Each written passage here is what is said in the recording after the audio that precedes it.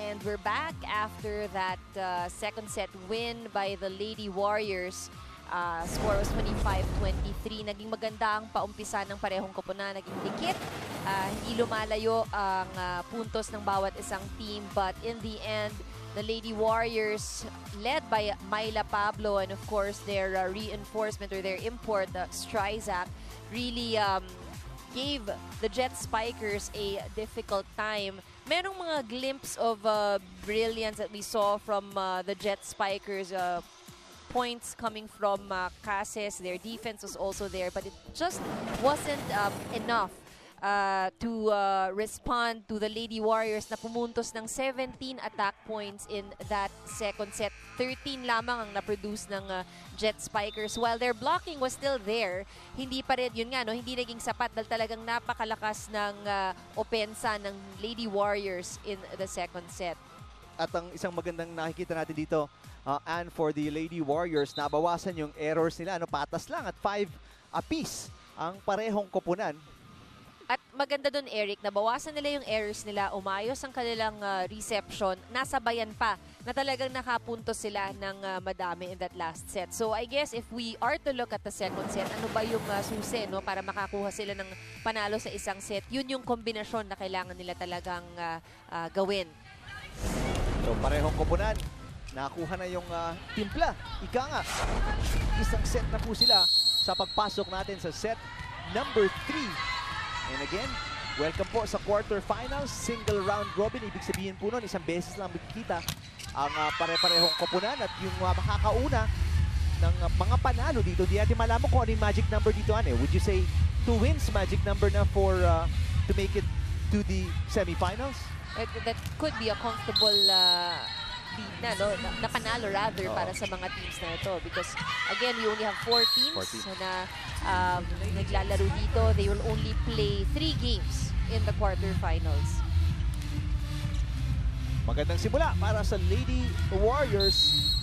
Pablo with a very impressive production today, 14 points. Stryzak nasa 9. So it's a good balance that we're seeing mula sa Lady Warriors in terms of how the team is scoring. Semana, papunta kay Yonko, malakas. At from the contact pa lang of the ball, no, sa kamay ni Yonko, nakita natin pataas na yung trajectory ng bola. At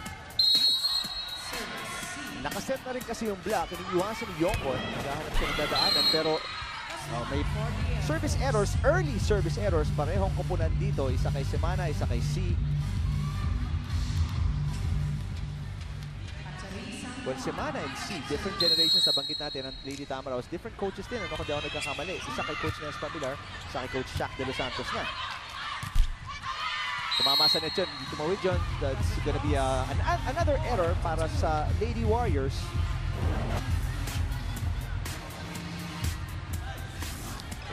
the tape of the net for Nepomuceno. 4-2 para sa Lady Jets Spikers. Stryzak coming off a 40-point performance, set a BBL record. Can you, para sa mga manonood, can you parang explain kung gaano kahirap maka-score ng 40 sa isang game? Siguro 5-setter naman, pero... pero kung titignan natin, that's almost 2 sets na yung kanyang naipuntos. So, of course, hindi madali dahil yung level nga ng level of volleyball na nakikita natin ngayon with the reinforcements, pati yung kanilang kalaban in that last match, may reinforcement din naman. So, hindi ganun kadali makakuha ng ganung puntos. But I think Stryzak was just really hungry also in that game. Sabik na sabik yung maglaro after niyang panoorin ng kanyang team for some time na hindi pa siya pwedeng sumabak. Halos buong first round Hindi sila sumabak sa action. Kaya lahat ng imports natin, nung unang-unang laro, lahat yan talagang ganadong-ganado. Back-to-back errors, isa kay Pablo, tapos kay Dadang, at kalamangan ngayon ng Lady Jet Spikers, tatlo na. And to give the viewers ulit an idea, 99 points lang in the score ng Lady Warriors. So halos kalahati nun. Kay Oo, Stryza. imagine that. Quick reflexes ni Cases, buhay pa ang bola. Gohing nag-angat si Stryza, tip from the back row, naaabangan na naman ni Tapik. Ang maganda sa blocking ng Jet Spikers ngayon, ano, kahit na back row ang umu-opensa, talagang merong naiiwang nakabantay sa net. Puntahan natin itong report ni Paui Verzosa. Eric and Anne, before the game, tinanong ko nga itong si Myla Pablo ng Lady Warriors kung makakapaglaro na siya today. At yung naging sagot niya ay oo, dahil kailangan na. Now if we go back to their last game against the same Lady Jet Spikers, naging malaking disadvantage nga yung absence ni Myla. Kaya naman today, she shared that she's willing to play through the pain kahit na nandun pa rin yung muscle spasms niya sa likod niya. Dahil nga very crucial na lahat ng games nila from here on. Pero ayon naman kay Coach Romel, hindi naman daw niya pinipilit na maglaro yung mga injured players niya because he knows that they all need time to recover. Pero kung yung player na daw mismo, yung determinadong makabalik, eh hindi na daw niya sila pipigilan. Eric and Anne? Salamat, Paui. Good report. Well, totoo nga yun. As you see, si Yari Yoko score a point at dadalhin tayo sa technical time at babalikan natin yung report ni Paui after this break. 8-4 lamang ng 4 ang Lady Jet Spikers kontra sa Lady Warriors. Hi, I'm Ray Maestrado Bueno from Bicol, deep in Iriga City. So ang tanong ko lang, sino ba ang pinakamalapit mong teammate at ano ba ang inyong pinaka-banding moment? Actually, lahat, pero pinaka si Bal. Tapos, yung banding namin kain, pag ayaw ko na pagkain, binibigay ko na sa kanya. Kaya ganyan yung katawan niya. Laglagan, nagkalaglagan doon. Yung Bueno family, yan talaga yung galing mga taga-Bicol. At saka sulit yung kanilang punta dahil nakapagtanong pa sila, di ba? Tanong pa Sa kanilang sila. favorite players. Right. Well, balikan natin yung report kanina ni Paui tungkol kay Myla Pablo. No? Sabi nga ni Coach Ronnie, magsanok yung back spasms, hindi mo masabi yan kasi talagang Oo. pabalik-balik yan. Correct. And kailangan lang yan mahabang rest. So, bibilib ka talaga sa, dedikasyon ni Myla Pablo na maglaro kahit na masakit pa yung likod niya. Tama ka dyan. And yun nga, especially pag likod yan, maraming tower, maraming players talagang iingatan because very sensitive din, no? Pero, patuloy ang pagpukpok dito ni Myla Pablo. Itong dig ni C na maghahatid sa palo ni Myla Pablo para makapuntos at makalapit dito sa Lady Jet Spikers. Sabi nga ni Myla Pablo, kailangan na kasi nung last game nila, wala. Sabi mo kanina, di ba, walang ibang player na naka-double digit aside from Stryza. That's right. And yun nga, actually, bukod sa kailangan na, I think itong mga players na to, at nakikita natin yan na while in action, while the game is in play, sometimes we would actually see players get injured with a sprained ankle or something. Papatape lang yan. At gusto pa rin bumalik niya. I think it's really how these athletes are molded, pati mentally, psychologically, talagang handa silang ibuhos lahat. Gusto mo sumabak, ayaw mo nanonood ka lang Oo. habang yung mga teammates mo lumalaban. Service error para kay Kaine Pomoceno. Balik sa tatlong kalamangan ng Lady Jet Spikers. Joy Cases coming off a 21-point performance. Second leading scorer kay Sangwon, naka-27. Wow, on the line na naman. Puntos para kay Atsi Cuesta, kay Tapik. Josimer Tapik. Balik sa 4 ang kalamangan ng Lady Jet Spikers. Yung pinakamalaki nilang lead dito sa set number 3.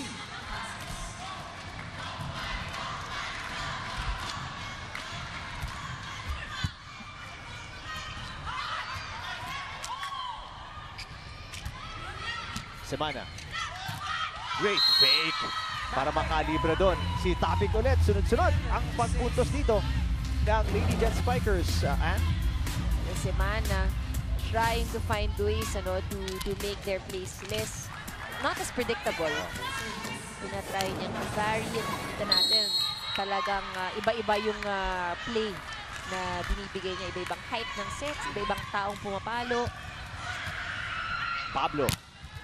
Oh, Yonko. Ang ganda naman ng dig. Sang Muang. Gohing. C. Papunta kay Pablo. Back row na ang kukuha nun. Semana. Good play at the net para sa Lady Warriors. Sang Muang, labas ang bola, no check ball. Puntos para sa Lady Warriors.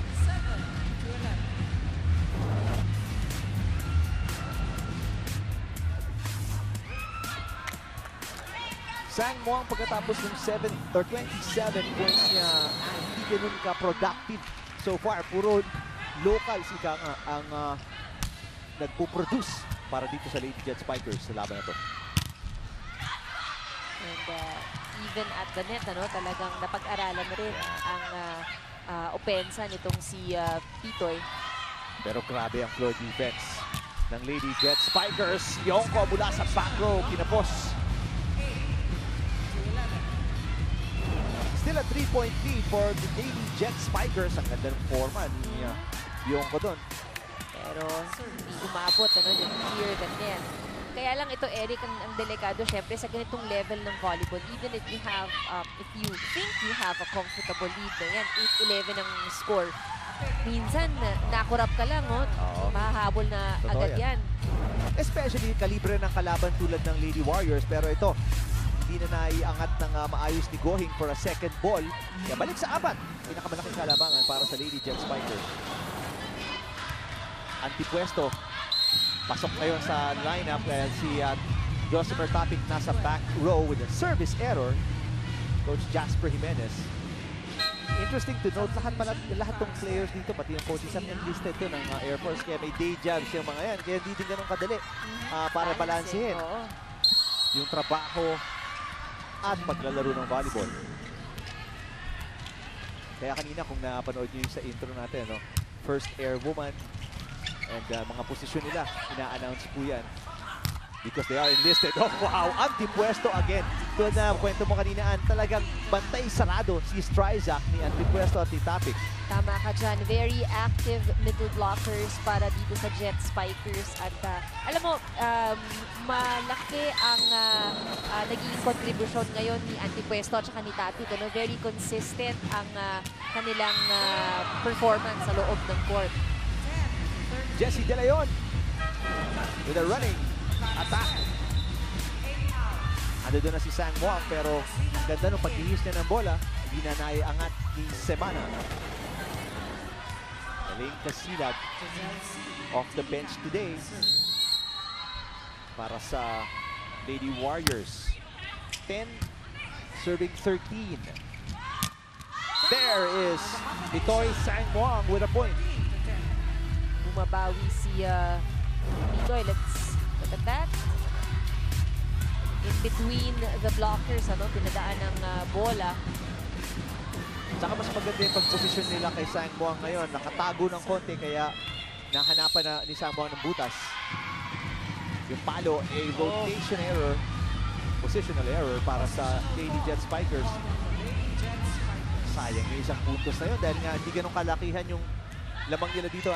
Correct. At nakita natin kanina na despite the lead, madali ang mahabol. Stryzak.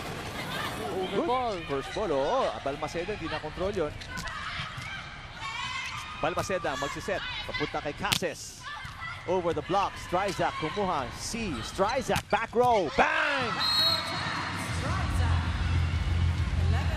Wow. Stryzak nag-dig. Ay, huminga lang ng bahagya. Ako ulit, papalo. Papalo. Anong ka-athletic itong mga players talaga natin dito? Balmaceda, hinayang na hinayang. Kasi nandun na siya, Hindi lang, hindi niya nasalo ng maayos. Oh, another great serve. Pero great defense ng Lady Jet Spikers. Nabuhay pa ang bola pero hanggang doon na lang. Balmaceda, seems like kung saan siya nakapwesto, doon tinatarget ang bola at nakakapuntos ang Lady Warriors. Balmaceda, bugbog sarado na. Nilabas muna, pinagpahinga muna. Coach Jimenez, si Koya Abanto ang magiging libero dito ng Lady Jet Spikers. Semana, punta kay Yongko. Wow! Great play! Yongko nasa ilalim na ng bola, so imbis sa pilitin niya, Pinawa ng paraan. But that's coming from a good first ball mula kay Abanto. Eksakto kay Semana, That's why Semana was able to set it up para kay Yongko. Yun nga lang, tama kayo. Timing ni Yongko yung off. At kahit na isang mahusay na libero yung nandun, Melissa Goy, hindi na nagawa ng paraan. Look at this. Yung Lady Warriors, talagang tinatrabaho na idikit ang kanilang score sa Jet Spikers. And Myla Pablo, talaga namang yung pagbabalik niya, kahit na coming off back spasms nga, 15 points na nayaambag. Yonko, C. Managang mag-aangat, Kasilag, papalo. Cases, Semana, Topic. Check ball daw, walang itinawag. Goal! Grabe ang reaction dito ng players at ng coaching staff. Second referee yata may tinawag. Pakinggan natin, parang mag-uusap yata sila. Pupunta ang second referee si Erlindo Eusebio. Tinatawag ko yung referee. Check ball.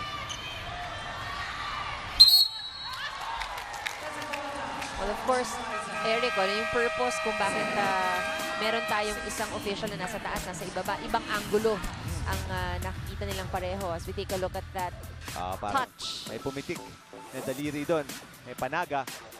Second referee Erlindo Eusebio ang nagbigay ng tawag, kaya na-reverse ni Fernando Velarde. Lamang ng isa ang lamang ng dalawa ang Lady Jet Spiker 16-14. Hi, Joy. This is Reza from Iriga City. Taga sa anong probinsya mo at ano ang kinasasabikan mong gawin kapag umuwi ka doon? Taga Makati City. Joy Casas from Makati City. Ang kinakasabikan ko, after game, ganun, pag-uwi sa bahay, kinasasabikan ko makita, of course, family ko, parents ko. Yun. At saka, kinasasabikan ko matulog. Yun. Well, tulad din nabanggit natin, itong mga players ito talagang busy-busy yan dahil nga enlisted yan ng Philippine Air Force. Kaya nga Lady Jet Spikers ang kanilang monitor. So, trabaho, practice, kaya pag nakaka-uwi, pamilya, syempre, saka pahinga. Tama, yun nga yung pagtulog ang kanilang hinahabangan. Dahil, syempre, tama ka dun no? When you go home, ito yung time mo para mag-relax. Pero no relaxation ngayon sa pagitan ng dalawang koponan. First quarterfinal matchup sa ating reinforced conference. 2-point lead para kila Joy Cases at ang Lady Jet Spikers kontra kila Myla Pablo at Lady Warriors. Malakas. Dikit na dikit pa rin ang scoring natin sa set number 3. Sa set 1 lang tayo ang medyo nakakita ng malaking kalamangan, yung 8-point lead ng Lady Jet Spikers, papunta sa kanilang pagkapanalo, 25-21. Sang Muang, lusot sa block and puntos para sa Lady Jet Spikers. Di ganun ka-aktibo talaga, kasi din dala rin ng magandang reception, mas magandang distribution ni Semana, kaya hindi masyado nabibigyan si Pitoy Sang Muang. Tama ka dyan. Ang maganda doon, na yung is the fact that kahit hindi siya masyadong nabibigyan, talagang nakakuha sila ng putos. Ibig sabihin, effective yung plays. At and even the attackers, maganda ang kanilang porsyento para sa larong ito. Coach Abella hindi masaya doon. Free ball ang nangyari or free point dahil nahulog yung bola. Service ace sa harapan mismo ni Elaine Casilag. 3-point lead para sa Lady Jet Spikers. Stryzak, aangat. Cases, abang na. Antipwesto, yes! Oh, wow! 4 players talaga dito. Umiikot ang opensa ng Lady Jet Spikers. Nakikita natin si Sang Muang, Antipwesto, Topic, Cases. Yonko also. Yonko also. Tatawag na timeout dito ang Lady Warriors. Kailangan natin pumasa. Di ba? Huwag natin bibitawan. Huwag bibitawan basta-basta. Ha? Kailangan natin pumasa. Kanina, 2 lang. Pinabayaan natin. Ginawa natin 4. Pinahihirapan natin yung sarili natin eh. Di ba? Pinahihirapan natin yung volleyball para sa atin. Di ba? Oh. Isang pasa lang tayo. Kailangan natin. Ha? Sige na, let's go. One pass.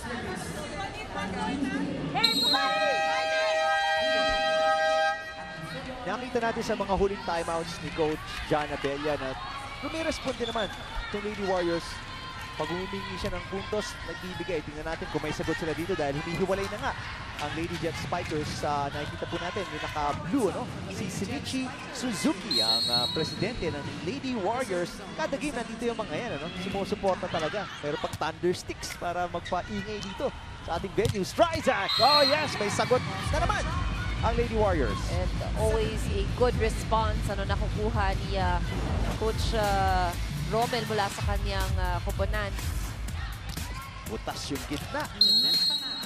Siya nag-expect sila ng malakas na palo kaya umaatras yung depensa ng Lady Jet Spikers. Tatlo hinahabol dito nila Janet Panaga at ng Lady Warriors. Oh, not a good first ball. Sang Muang gagawa ng paraan to. Off speed na lang. C, punta kay Stryzak ulit. Stryzak tapik lang. What a pancake save. And then a dig mula kay Balmaceda at Yonko. Yonko! Bilis ng transition, ano? Hindi pa nakakaayos ng depensa ang Lady Jet Spikers. Nandoon na naman si Stryzak para umatake. At yun yung ginawang diskarte ni Sia, no? Binigay niya ng open kanina kay Stryzak. Nagbago siya ulit this time around. Talagang dun siya sa mataas ang porsyento because she knows that they need the points. Sa ngayon, at hindi yun lang, hindi makakatulong yung service error mula sa Lady Warriors. May momentum na sana sila doon. 2-point run yun. Pero yun, natapon nga ni Panaga yung serve. And of course, while Stryzak is still in the front line, asahan natin na sa kanya, ibibigay yung bola. Yun na nga. Right on cue. Stryzak, yun ang mabigat na tatrabahuhin ngayon ng depensa nitong Lady Jet Spikers. Pero at least alam nila kung saan pupunta ang Lady Warriors. Yun naman ang maganda doon. Let's see, tatlo ang three frontliners here for the Lady Warriors. Wow, antipwesto na naman. And alam mo, hindi pa nakapag-react ang blockers ng Lady Warriors doon sa play ni Semana na yun for antipwesto. Dinaan sa bilis. yeah. Actually, yun yung secret so far, no? Nakikita natin yung mga quick attacks nga ni Tapik Antipwesto. Yun ang malaking key sa pagkontrola nitong Lady Jet Spikers ng mga set. Stryzak. Yonko. Outside. 2 straight points para sa Lady Jet Spikers. Balik sa 4 ang kalabangan. Tatawag na naman ng timeout si Coach Abella. Pakinggan natin. Di mo ba nakikita yung bablakin mo? Di ba? O, inabol natin, ginawa natin dalawa, pinalamang na naman natin. Di ba? Kaya natin yan. Hindi Tayo malungkot. Di ba? Kailangan natin humabol. Kailangan natin humabol. Kailangan natin trabaho. Di ba? Anong kailangan natin? Kailangan natin una, pasa. O, pag nagkabalikan, kailangan natin ng block. Di ba? Simple volleyball lang tayo, ladies. Let's go! Tingnan natin kung may response ulit ang Lady Warriors. Kanina nakita natin 2-point run kaagad pagkatapos ng timeout. Pero yun nga, sabi ni Coach Abella, napabayaan na naman natin, balik sa 4 ulit. At susubukan nila ngayon, no? Balik ulit si Dadang sa loob. We've seen her, hinugot from the bench, nakatulong. Ang pagpasok niya sa court, let's see if it's the same here in this set. Oh, pero masakit yun. Error ni Casilag at makes it set point for the Lady Jet Spikers. 24-19.